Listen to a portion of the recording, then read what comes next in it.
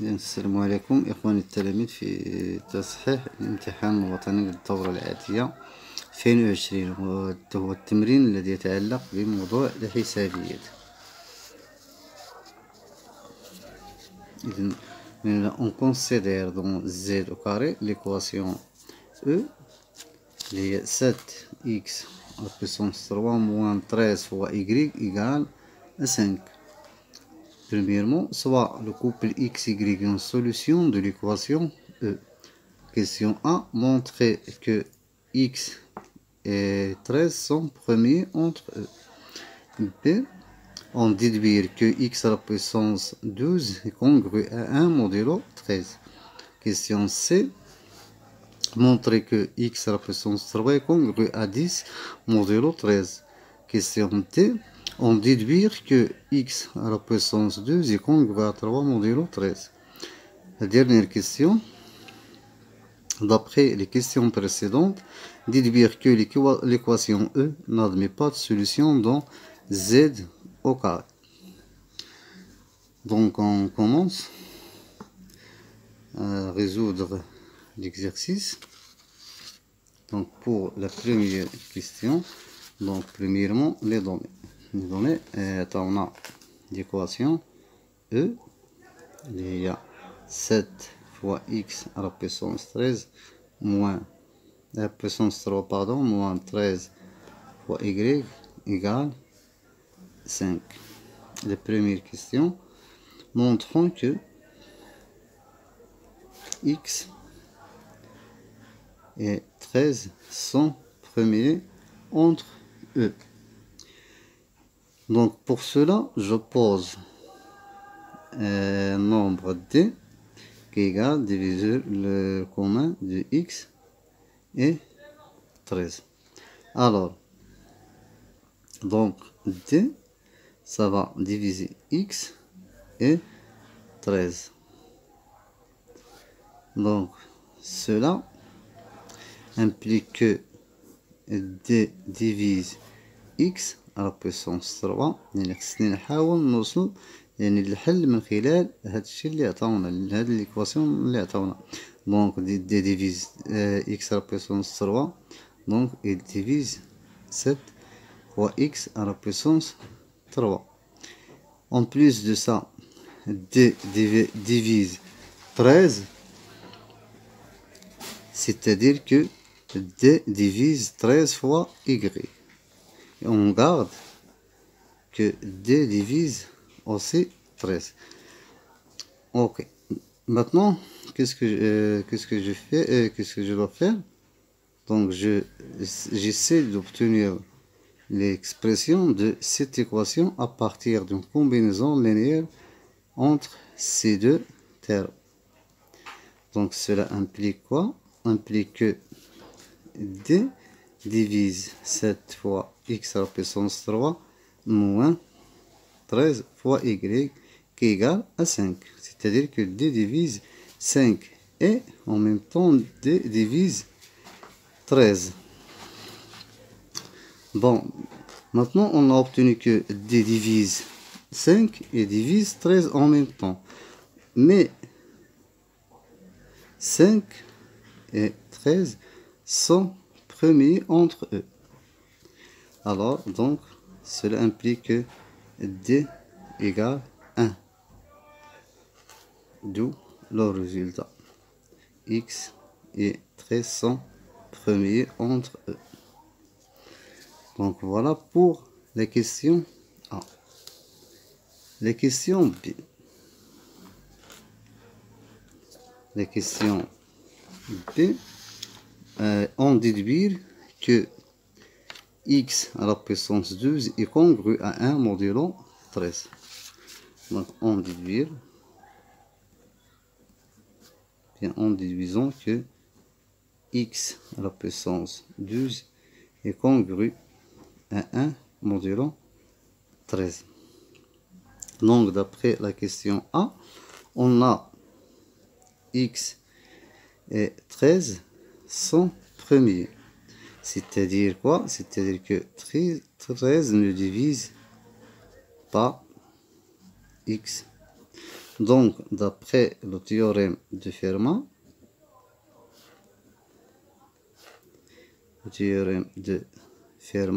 plus de ça, 13 est un nombre premier, alors x à la puissance 13 est congru à x modulo 13, ce qui implique que x à la puissance 13 moins 1, qui est 12, est congru à 1 modulo 13. Donc voilà le résultat demandé. Pour la question C. La question C, montrer que x à la puissance 3 est congru à 10 modulo 13. Donc C, montrons que x à la puissance 3 est congru à 10 modulo 13. Alors, x à la puissance 3. On dit x à la puissance 3 في les données, on dit l'équation. Donc on a 7 fois x à la puissance 3 moins 13 fois y égale 5, implique que 7 fois x à la puissance 3 égale 13 fois y plus 5. Donc 7 fois x à la puissance 3 est congru à 0 plus 5 modulo 13, car 13 fois y est divisible par 13, c'est-à-dire que 13y est congru à 0 modulo 13 plus 5 qui est congru à 5 modulo 13. Bon, donc, mais je cherche à obtenir 10. Donc pour cela, je multiplie les deux termes par 2. Donc cela implique que 7 fois 2, ça fait 14 fois x à la puissance 3 est congru 2 fois 5 à 10 à la puissance modulo 13. Bon. Cela implique que je cherche à obtenir x puissance 3. Donc x à la puissance 3, voilà.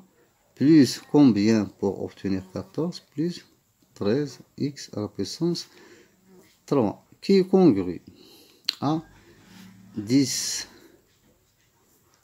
modulo 13. Mais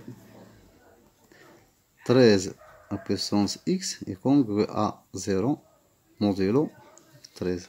Ce qui signifie que x à la puissance 3 est congru à 10 modulo 13. Donc voilà la question C. Maintenant on passe à la question D. Question D, on déduit que x à la puissance 12 est congru à 3 modulo 13. D'accord. Donc x à la puissance 12. Donc pour obtenir x à la puissance 12, j'utilise x à la puissance 3. Donc t, et on déduit que x à la puissance 12 congru à 3 modulo 13. Donc on a 12 est un multiple de 3. Donc on a x à la puissance 3 congru à 10 modulo 13. On déduire, donc j'utilise la question C. D'accord, donc x à la puissance 3 à la puissance 4 congru à 10 à la puissance 4 modulo 13.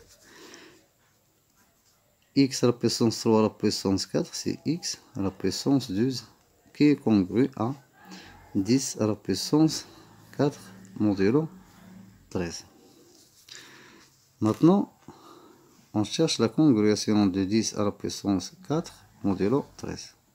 10 à la puissance 4 divisé par 13, donc 100 divisé par 13, ça fait 7.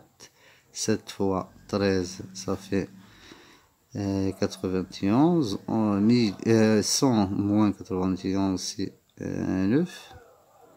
Donc je suis 0. Donc ici 6. 78. Ça fait 2. 1. Je suis 0. 120. Donc j'obtiens 8. 8 fois 13, ça fait 4. 104. 120 moins 104, c'est 16. 16 divisé par 13, ça fait 1 fois 13. Donc le reste 3. Et 10 à la puissance 4 est congru à 3 modulo 13. Donc x à la puissance 12 est congru à 3 modulo 13. La dernière question, la question 2. D'après les questions précédentes, déduire que l'équation E n'admet pas de solution. Bon, donc pour cela, je cherche à obtenir un absurde, ou bien une impossibilité, d'après les questions de l'exercice. Et on n'oublie pas que le but de cet exercice, c'est montrer que l'équation E n'admet pas de solution. Donc, pour cela, je peux utiliser que x, oui, donc j'ai x à la puissance 12 est congru à 1 modulo 13, d'après la question B. D'après la question D, x à la puissance 12 congru à 3 modulo 13. Donc, cela implique que 13 divise x à la puissance 12 moins 1 et divise aussi x à la puissance 12 moins 3. Donc voilà 1 et 2. Alors c'est 1. Donc j'utilise une combinaison linéaire entre l'expression 1 et l'expression 2. J'obtiens que 13 divise 1 moins 2, qui est x à la puissance 12 moins x à la puissance 12, ça fait 0, moins 1 moins 3, ça fait 2. Cela impossible ou bien absurde. Car 13 et 2 sont premiers entre eux. Donc, voilà.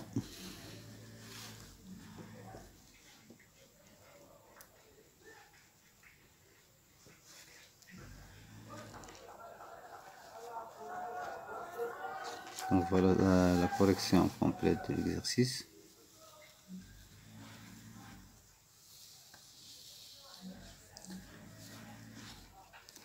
La question A. Voilà la question B. Voilà la question C. Voilà la suite de la question C. Voilà la question D. Et voilà la dernière question, c'est-à-dire la deuxième question. Et bonne chance pour mes chers élèves à la prochaine vidéo, Inch'Allah.